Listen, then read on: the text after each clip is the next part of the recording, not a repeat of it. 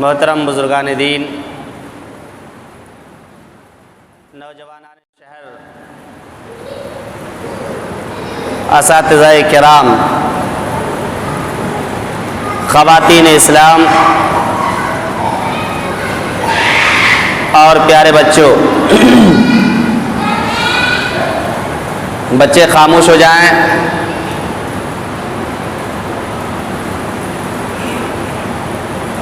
اللہ کے نبی صلی اللہ علیہ وسلم ہم انسانوں کے لیے ہر طرح سے ایک آئیڈیل، ایک نمونہ، ایک اسوہ ہے۔ معاملات میں، اخلاقیات میں، عبادات میں، دنیاوی زندگی کو گزارنے میں، غرض یہ کہ تمام چیزوں میں اللہ کے نبی صلی اللہ علیہ وسلم ہم انسانوں کے لیے ایک کامل اور مکمل نمونہ ہے۔ لقد کان لکم فی رسول اللہ اسوۃ حسنہ، انسانوں، اللہ کے نبی صلی اللہ علیہ وسلم تمہارے لیے بہترین آئیڈیل اور بہترین نمونہ ہے۔ محترم حاضرین جمعہ، آج جس موضوع اور ٹاپک پر آپ لوگوں کے سامنے قرآن و سنت کی روشنی میں بعض باتیں بیان کرنے کی کوشش کر رہا ہوں، وہ ہے اللہ کے نبی صلی اللہ علیہ وسلم کی زہد و عبادت۔ آپ صلی اللہ علیہ وسلم کی عبادت اور آپ صلی اللہ علیہ وسلم کی زہد۔ سب سے پہلے یہ سمجھ لیں کہ ٹاپک کے دو پارٹس ہیں، دو جز ہیں۔ ایک تو نبی صلی اللہ علیہ وسلم کی عبادت اور دوسرا نبی صلی اللہ علیہ وسلم کی زہد، آپ کا زہد و ورع۔ زہد کیا کیا مطلب ہوتا ہے؟ زہد کا کیا معنی ہوتا ہے؟ اسی سے بولتے ہیں بڑا زاہد ہے، بڑا زاہد، عابد و زاہد ہے۔ تو زاہد یا زہد کیسے کہا جاتا ہے؟ زہد کا اگر معنی عربک ڈکشنری میں دیکھیں گے تو زہد کا معنی لکھا ہوگا کسی چیز کو چھوڑ دینا، کسی چیز سے اعراض کر لینا اس کے معمولی یا حقیر ہونے کی وجہ سے۔ یہ ڈکشنری کے اعتبار سے زہد کی تعریف ہوئی۔ اصطلاحی اعتبار سے اگر جاننا چاہیں کہ زہد کا کیا معنی ہوتا ہے تو اس کا معنی یہ ہوتا ہے کہ ان تمام چیزوں کو چھوڑ دینا جو انسان کے لیے آخرت میں کام نہ آئے۔ زہد کا مطلب کیا ہوا کہ ان تمام چیزوں سے آدمی اپنے آپ کو بچا لے جو آخرت میں کام نہ آئے۔ یہ زہد کا اصطلاحی مفہوم ہوا۔ زہد کا یہ مفہوم نہیں ہوتا ہے کہ آدمی دنیا اور دنیا کی ساری چیزوں سے لا تعلق ہو کر کنارہ کشی اختیار کر لے، دنیا کی ساری چیزوں کو چھوڑ کر عبادت ریاضت کے لیے الگ ہو جائے۔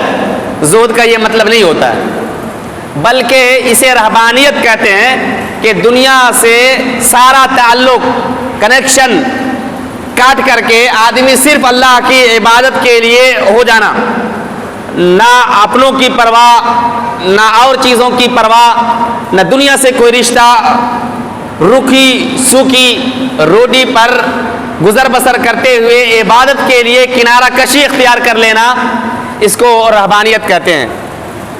اس کو رہبانیت کہتے ہیں، زہد نہیں کہتے۔ رہبانیت سے اسلام میں منع کیا گیا ہے اور شریعت اسلامیہ نے رہبانیت سے منع فرمایا ہے۔ اللہ رب العالمین کے ارشاد ہوتا ہے وَرَهْبَانِيَّةً ابْتَدَعُوهَا مَا كَتَبْنَاهَا عَلَيْهِمْ، کہ رہبانیت صرف ایک اللہ کے لیے دنیا سے کٹ کر کے، ساری چیزوں سے الگ ہو کر کے کنارہ کشی، گوشہ نشینی اختیار کر لینا، یہ رہبانیت ہے۔ لوگوں نے ایجاد کر لیا ہے، اللہ تعالیٰ نے یہ ضروری قرار نہیں دیا ہے۔ سب سے بڑا زاہد سید العابدین والزاہدین حضرت پیغمبر محمد صلی اللہ علیہ وسلم ہیں۔ اللہ کے نبی صلی اللہ علیہ وسلم زاہد اور عابد ہونے کے باوجود آپ نے شادیاں بھی کی ہیں، لوگوں کے حقوق اور رائٹس کو بھی ادا کیا ہے، آپ نے لوگوں کے بیچ رہ کر دعوت اور اصلاح کا بھی کام کیا ہے، آپ کو اچھی غذا بھی پسند تھی، آپ ٹھنڈا پانی پسند کرتے تھے، حلوہ ہے، میٹھی چیز شاید آپ پسند کرتے تھے، میسر ہو جاتا آپ کھا لیتے، میسر نہیں ہوتا تو آپ صبر کرتے۔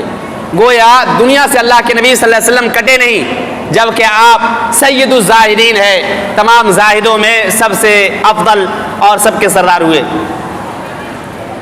البتہ یہ بات اور ہے کہ پورے طور پر انسان کو اس دنیاوی زندگی میں دنیا کا ہو کر نہیں رہنا چاہیے، دنیا میں اتنا مغن نہ ہو جائے کہ انسان آخرت سے غافل ہو جائے، اللہ رب العالمین سے غافل ہو جائے۔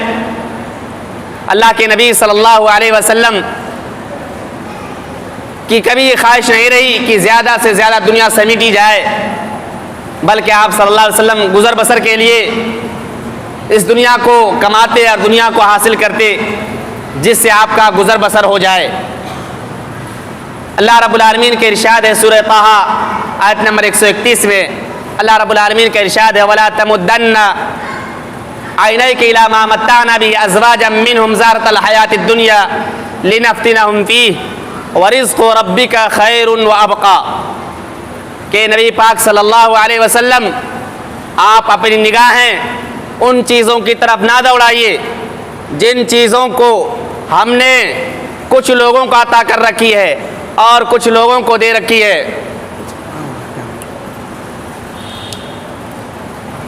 دنیا میں ان چیزوں کی طرف نہ دیکھیے جن کو ہم نے لطف اندوز کا سامان، آرائش کا سامان، زیب و زینت کا سامان عطا کر رکھا ہے تاکہ ہم لوگوں کو اس میں آزمائیں۔ وَرِزْقُ رَبِّكَ خَيْرٌ وَأَبْقَىٰ اللہ رب العالمین کا دیا ہوا رزق تیرے لیے بہت بہتر اور باقی رہنے والا ہے۔ اللہ کے نبی صلی اللہ علیہ وسلم عبداللہ بن عمر رضی اللہ تعالی عنہما کو ایک مرتبہ آپ نے یہ وصیت فرمائی اور آپ کے ان کے کاندھے پکڑے ہوئے تھے، آپ صلی اللہ علیہ وسلم نے کہا کہ دنیا میں اس طرح رہو، کن فی الدنیا کأنک غریب او عابر سبیل، کہ دنیا میں ایسا رہو گویا کہ کوئی اجنبی آدمی ہو یا گویا کوئی مسافر آدمی ہو۔ مسافر آدمی کو قرار نہیں، اجنبی آدمی کو قرار نہیں، آج یہاں ہے تو کل دوسری جگہ، ایسے ہی دنیا میں زندگی گزارا کرو۔ اللہ کے نبی صلی اللہ علیہ وسلم نے حضرت عبداللہ بن عمر رضی اللہ تعالی عنہما کو یہ بیان فرمایا۔ یہ روایت صحیح بخاری کی روایت ہے۔ عبداللہ بن عمر رضی اللہ تعالی عنہما یہ کہا کرتے تھے اذا امسیت فلا تنتظر الصباح واذا اصبحت فلا تنتظر المساء، کہ جب شام کرو تو صبح کا ارادہ اور صبح کی امید نہ رکھو، صبح کا انتظار نہ کرو، اور جب صبح کرو تو شام کا انتظار نہ کرو، شام کی امید نہ رکھا کرو۔ اللہ کے نبی صلی اللہ علیہ وسلم کا معمول یہی تھا کہ آپ دنیا میں اپنے آپ کو اللہ رب العالمین کو خوش کرنے کے لیے، آخرت کی تیاری کے لیے فارغ کر رکھے ہوئے تھے، دنیا کو بقدر ضرورت آپ نے حاصل کیا۔ ایک حدیث میں اللہ کے نبی صلی اللہ علیہ وسلم فرماتے ہیں، ترمذی کی روایت ہے، آپ صلی اللہ علیہ وسلم نے فرمایا کہ مالی وللدنیا ما انا فی الدنیا الا کراکب استظل تحت شجرۃ ثم راها وترکها۔ اس حدیث کو امام ترمذی رحمہ اللہ نے روایت فرمایا ہے۔ اللہ کے نبی فرماتے ہیں دنیا اور میرا کیا تعلق، دنیا میں تو میں اس سوار کی طرح ہوں، اس سواری کرنے والے آدمی کی طرح ہوں جو کہیں سوار ہو کر جاتا ہو اور پریشانی کے وقت کسی درخت کے نیچے سایہ حاصل کرنے کے غرض سے، ارادے سے سستانے کے لیے رک جاتا ہو اور تھوڑی دیر سستانے کے بعد پھر آگے چل پڑتا ہو، ویسے ہی میں اس دنیا میں ہوں، اس سایہ حاصل کرنے والا سوار کی طرح ہوں جو تھوڑی دیر سستانے کے بعد آگے بڑھ جاتا ہے، ویسے اس دنیا میں معمولی وقت کے لیے ٹھہرنے والا ہوں، پھر آگے اور آخرت کے لیے کچھ کر جانے والا ہوں۔ اللہ کے نبی صلی اللہ علیہ وسلم کی زندگی بڑی ہی کفایت شعاری اور قناعت پسندی کے ساتھ گزری۔ اللہ کے نبی صلی اللہ علیہ وسلم بھوکے رہ کر کے اللہ تعالیٰ کی نعمتوں پر صبر کیا کرتے تھے، اور کھا کر اللہ تعالیٰ کا شکریہ ادا کیا کرتے تھے۔ ایک حدیث میں آتا ہے، صحیح مسلم کی صحیح روایت، اللہ کے نبی صلی اللہ علیہ وسلم ایک مرتبہ بھوک کی وجہ سے باہر نکلے تو سامنے دیکھتے ہیں کہ عمر فاروق رضی اللہ تعالیٰ عنہ اور ابو بکر صدیق رضی اللہ تعالیٰ عنہ دونوں سامنے آ چکے ہیں۔ اللہ کے نبی صلی اللہ علیہ وسلم سے دونوں پوچھتے ہیں، اللہ کے نبی صلی اللہ علیہ وسلم ان دونوں سے پوچھتے ہیں کہ آپ دونوں کس طرف کا ارادہ رکھتے ہیں، کدھر کا ارادہ رکھتے ہیں، کس چیز نے آپ دونوں کو گھر سے نکالا ہے؟ دونوں کہتے ہیں کہ اللہ کے نبی صلی اللہ علیہ وسلم بھوک لگی ہے، بھوک کی وجہ سے آج گھر سے نکلا ہوں۔ اللہ کے نبی صلی اللہ علیہ وسلم کہتے ہیں خدا کی قسم، جس چیز نے تم دونوں کو نکالی ہے اسی چیز نے مجھے بھی گھر سے باہر نکال دیا ہے، مجھے بھی بھوک لگی ہے۔ اللہ کے نبی صلی اللہ علیہ وسلم اپنے دونوں ساتھی کو لے کر کے، عمر فاروق اور ابو بکر صدیق رضی اللہ تعالیٰ عنہ کو لے کر کے ایک انصاری صحابی کے پاس جاتے ہیں۔ جانے کے بعد پوچھتے ہیں کہ فلاں گھر میں ہے، گھر سے آواز آتی ہے کہ فلاں گھر میں نہیں ہے، وہ پانی لانے کے لیے گئے ہیں، میٹھا پانی لانے کے لیے اپنے اہل خانہ کے لیے گئے ہیں۔ چنانچہ اس صحابی کی بیوی اللہ کے نبی صلی اللہ علیہ وسلم اور دونوں صحابی رضی اللہ تعالیٰ عنہ کو دیکھ کر کہتے ہیں اہلاً و مرحباً، خوش آمدید، ویلکم کہ آپ ہمارے گھر تشریف لائے۔ اسی بیچ وہ انصاری صحابی بھی آ جاتے ہیں، دیکھتے ہیں کہ عمر فاروق، ابو بکر صدیق اور اللہ کے نبی صلی اللہ علیہ وسلم میرے گھر موجود ہیں، تو ہمارے خوشی کے کہتے ہیں آج سب سے باعزت مہمان والا میں ہوں، میرے گھر روئے زمین کے سب سے بہترین مہمان آئے ہیں۔ اس کے بعد وہ صحابی رسول کھجور کے خوشے لے کر آتے ہیں، جس میں خشک کھجوریں ہوتی ہے، پکی ہوئی کھجوریں ہوتی ہے، ادھ کچی کھجوریں ہوتی ہیں، اور اللہ کے نبی صلی اللہ علیہ وسلم کے سامنے اور دونوں صحابی کے سامنے پیش کرتے ہیں۔ پھر ایک چھری لیتے ہیں اور بکری ذبح کرنے کے لیے آگے بڑھتے ہیں۔ اللہ کے نبی بتاتے ہیں دودھاری بکری سے پرہیز کرو، دودھاری بکری کو ذبح نہ کرنا۔ چنانچہ وہ صحابی ایک بکری کو ذبح کرتے ہیں اور اللہ کے نبی صلی اللہ علیہ وسلم کے سامنے پکا کر پیش کرتے ہیں۔ آپ صلی اللہ علیہ وسلم اور صحابہ کرام کھاتے ہیں اور کھانے کے بعد پورے طور پر شکم سیر ہو جاتے ہیں۔ اس کے بعد اللہ کے نبی صلی اللہ علیہ وسلم کہتے ہیں کہ خدا کی قسم، قسم اس ذات کی جس کے ہاتھ میں میری جان ہے۔ ابو بکر عمر فاروق سے کہتے ہیں لَتُسْأَلُنَّ عَنْ هَذَا النَّعِيمِ يَوْمَ الْقِيَامَةِ، اس نعمت کے بارے میں تم لوگ قیامت کے دن پوچھے جاؤ گے۔ اللہ کے نبی صلی اللہ علیہ وسلم کہتے ہیں جو نعمت ہم لوگوں نے کھائی ہے، یہ کھجوریں کھائی ہے، یہ بکری کا گوشت کھایا ہے، لَتُسْأَلُنَّ عَنْ هَذَا النَّعِيمِ يَوْمَ الْقِيَامَةِ، قیامت کے دن اس نعمت کے بارے میں پوچھے جاؤ گے۔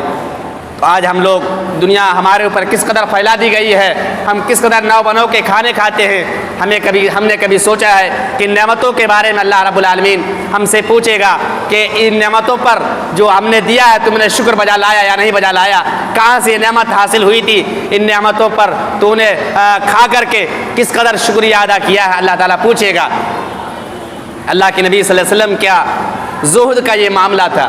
جہاں تک بات اللہ کے نبی صلی اللہ علیہ وسلم کی عبادت کا معاملہ، تو اللہ کے نبی صلی اللہ علیہ وسلم سب سے بڑے عبادت گزار تھے۔ اللہ تعالیٰ نے قرآن مجید میں یہ حکم فرمایا یا ایھا المزمل، اے چادر میں لپٹے ہوئے محبوب، قم اللیل الا قلیلا، راتوں میں اٹھ کر نماز پڑھا کیجئے، آدھی رات نماز پڑھا کیجئے، یا اس سے کچھ کم پڑھا کیجئے، یا اس سے کچھ بیشی نماز اٹھ کر راتوں میں پڑھا کیجئے۔ اللہ کے نبی صلی اللہ علیہ وسلم آدھی رات نماز پڑھا کرتے تھے۔ پھر کچھ چل کر کے کچھ دنوں کے بعد نماز میں تخفیف کر دی گئی تھی اور آسانی پیدا کر دی گئی تھی۔ اللہ کے نبی صلی اللہ علیہ وسلم کے بارے میں آتا ہے، صحیح بخاری اور صحیح مسلم کی روایت ہے، مغیرہ بن شعبہ رضی اللہ تعالیٰ عنہ سے روایت ہے، وہ کہتے ہیں کہ اللہ کے نبی صلی اللہ علیہ وسلم اس قدر لمبا قیام کرتے کہ دونوں پیر آپ کے سوج جاتے، پھول جاتے، ورم آ جاتا۔ آپ صلی اللہ علیہ وسلم سے کہا جاتا الیس قد غفر اللہ لک ما تقدم من ذنبک وما تاخر، کیا اللہ رب العالمین نے آپ کے اگلے اور پچھلے گناہوں کو معاف نہیں کیا، پھر بھی اس قدر عبادت کیوں کرتے ہیں؟ تو آپ صلی اللہ علیہ وسلم نے فرمایا افلا اکون عبدا شکورا، کیا میں اللہ تعالیٰ کا شکر گزار بندہ نہ بنوں؟ اللہ رب العالمین کے شکر گزاری کے طور پر میں اس قدر عبادت کرتا ہوں۔ اللہ کے نبی صلی اللہ علیہ وسلم نماز میں اس قدر رویا کرتے تھے کہ عبداللہ بن شخیر رضی اللہ تعالیٰ عنہ کہتے ہیں کہ کہ اللہ کے نبی صلی اللہ علیہ وسلم کے پاس ایک مرتبہ آیا، آپ نماز پڑھ رہے تھے، نماز میں اس قدر رو رہے تھے، اس قدر زار و قدار رو رہے تھے، اور آپ کے سینے سے ایسی آواز نکل رہی تھی جس طریقے سے آواز جب ہانڈی میں کھانا پکایا جائے اس ہانڈی سے جو آواز نکلتی ہے جوش مارنے کی وجہ سے، وہی آواز اللہ کے نبی صلی اللہ علیہ وسلم کے سینے مبارک سے نکل رہی تھی نماز کی حالت میں۔ تو اللہ کے نبی صلی اللہ علیہ وسلم کی نماز کا یہ حال تھا، نماز کا یہ معمول تھا۔ اللہ کے نبی صلی اللہ علیہ وسلم کہتے ہیں، سنن ترمذی کی صحیح روایت ہے، وَجُعِلَتْ قُرَّةُ عَيْنِي فِي الصَّلَاةِ، کہ میری آنکھوں کی ٹھنڈک نماز ہے، نماز پڑھتا ہوں مجھے سکون ملتا ہے، مجھے قرار آتا ہے، مجھے راحت آتی ہے۔ اللہ کے نبی صلی اللہ علیہ وسلم کو جب بھی کوئی معاملہ پیش آتا فوراً جا کر نماز میں لگ جاتے تاکہ کچھ سکون آرام حاصل ہو۔ ہمارا اور آپ کا کیا معاملہ ہے؟ ہم نماز کو اپنا بوجھ سمجھ کر ادا کرتے ہیں اور نماز پڑھے کہ فوراً نکل گئے، 5 منٹ بیٹھ کر ذکر و اذکار تسبیح پڑھنا بھی گوارا نہیں کرتے۔ ہمارا یہ المیہ ہے، جس نبی کو ماننے والے ہم ہیں، اس نبی کا حال دیکھیے، اس نبی کا کیا حال ہے۔ اللہ کے نبی صلی اللہ علیہ وسلم کی عبادت اس قدر ہوا کرتی تھی، بڑے ہی عبادت گزار تھے اللہ کے نبی صلی اللہ علیہ وسلم۔ لیکن ایک بات یاد رکھیں، ایک بات سمجھیں، ایک بات دھیان رکھیں، ایک بات کا خیال رکھیں کہ اللہ کے نبی صلی اللہ علیہ وسلم کی عبادت جس طریقے پر ہوئی اسی طریقے پر ہماری عبادت ہونی چاہیے۔ اگر ہم اللہ کے نبی صلی اللہ علیہ وسلم سے بڑھ کر عبادت کرنے کی کوشش کریں پھر بھی وہ عبادت ہماری قابل قبول نہیں، اگر کم کرنے کی کوشش کریں پھر بھی گنجائش نہیں۔ اللہ کے نبی صلی اللہ علیہ وسلم کی بیویوں کے پاس 3 صحابی آتے ہیں، آپ کی عبادتوں کے بارے میں پوچھتے ہیں، آپ کی عبادتوں کے بارے میں بیویوں سے، اللہ کے نبی صلی اللہ علیہ وسلم کی بیویوں سے پوچھتے ہیں۔ جب بتلایا جاتا ہے تو وہ تینوں صحابی سمجھتے ہیں کہ اللہ کے نبی صلی اللہ علیہ وسلم کی عبادت وہ اللہ کے نبی صلی اللہ علیہ وسلم ہے، ہمارا اور نبی کا کیا دونوں کے بیچ مقام ہو سکتا ہے؟ اللہ کے نبی صلی اللہ علیہ وسلم کا مقام، آپ تو بخشے بخشائے ہیں، ہم تو غریب اور گنہگار ٹھہرے۔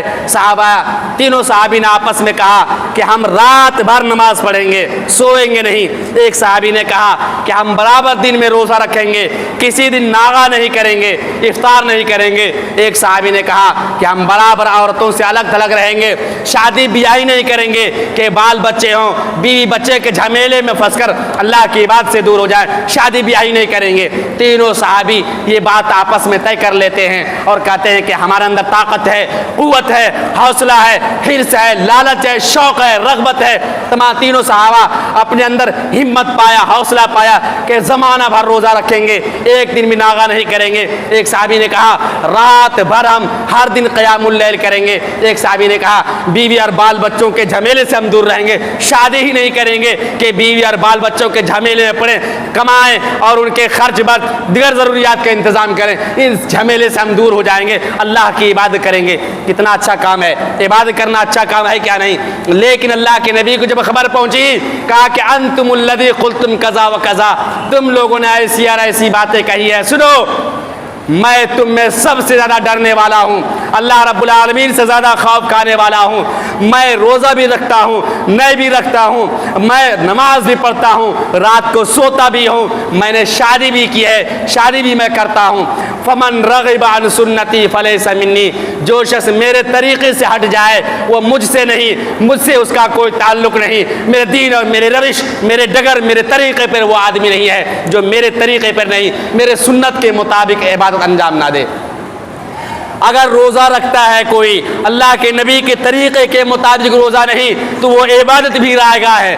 اگر کوئی نماز پڑھتا ہے لیکن اللہ کے نبی کے طریقے کے مطابق نہیں وہ نماز بھی رائے گاہ۔ اگر کوئی شادی بیاہ سے دور رہتا ہے اور یہ سمجھ کر کے کہ عبادت کریں گے وہ طریقہ بھی غلط، شادی بیاہ کر کے بال بچے میں اور ان کی ضروریات کا خیال رکھتے ہوئے اللہ کی عبادت کرنا یہ کمال ہے، یہ سنت ہے۔ اللہ کے نبی نے فرمایا فمن رغب عن سنتی فلیس منی۔ ان تینوں صحابہ سے کہا سنو تم لوگ یہ چاہتے ہو کہ رات بھر عبادت کریں، شادی بیاہ نہ کریں، ہمیشہ روزہ رکھیں، میں تم سے سب سے زیادہ ڈرنے والا اللہ تعالیٰ سب سے زیادہ متقی ہوں، لیکن میں روزہ بھی رکھتا ہوں، روزہ نہیں بھی رکھتا ہوں، چھوڑ کر رکھتا ہوں، میں رات کو عبادت بھی کرتا ہوں، سوتا بھی ہوں، میں شادی بیاہ بھی کیا ہوں اور کرتا ہوں۔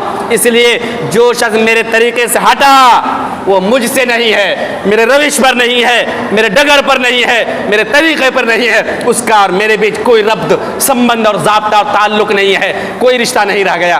اس لیے ہماری ہر عبادت، ہمارا ہر عمل اللہ کے نبی صلی اللہ علیہ وسلم کے بتائے ہوئے طریقے کے مطابق ہو۔ ہم اللہ رب العالمین سے دعا کرتے ہیں پروردگار عالم تو ہم تمام مسلمانوں کو ہمارے آخری نبی جناب محمد الرسول اللہ صلی اللہ علیہ وسلم کے نقش قدم پر زندگی گزارنے والا بنا۔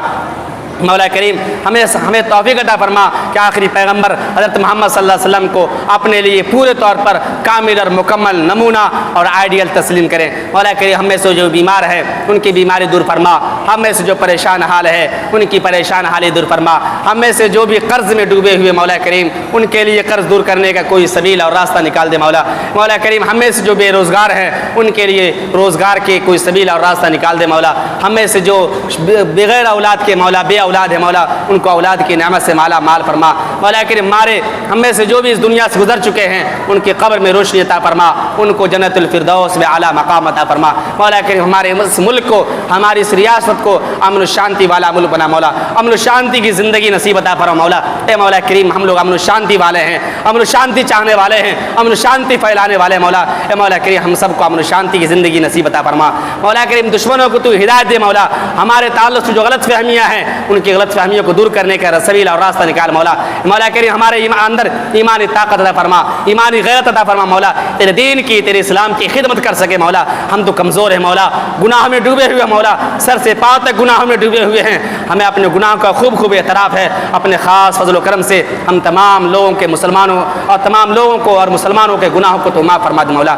مسلمان جہاں کہیں دنیا کی جس خطے میں جس گوشے میں پریشان ہے، دشمنوں کی نرغے میں ان کی حفاظت فرما، ان کو صبر و استقامت کی توفیق عطا فرما۔ مولا کریم مانگنے کا سلیقہ اور طریقہ نہیں، پھر بھی تیرے سامنے مانگتے ہیں، ہماری یہ ٹوٹی پھوٹی دعا قبول فرما۔ مولا کریم ہمیں سے جو بیمار ہیں ان کی بیماری دور فرما، ہمیں سے جن لوگوں نے بھی مولا کریم جن لوگوں کے دلوں میں نیک خواہشات ہے مولا ان کی نیک خواہشات پوری فرما۔ ہمیں سے ہر شخص کو رہتی دنیا تک کلمہ حق لا الہ الا اللہ محمد الرسول اللہ پر باقی رکھ، جب ہمارا خاتمہ ہو اسی کلمہ حق لا الہ الا اللہ محمد الرسول اللہ پر خاتمہ فرمانا۔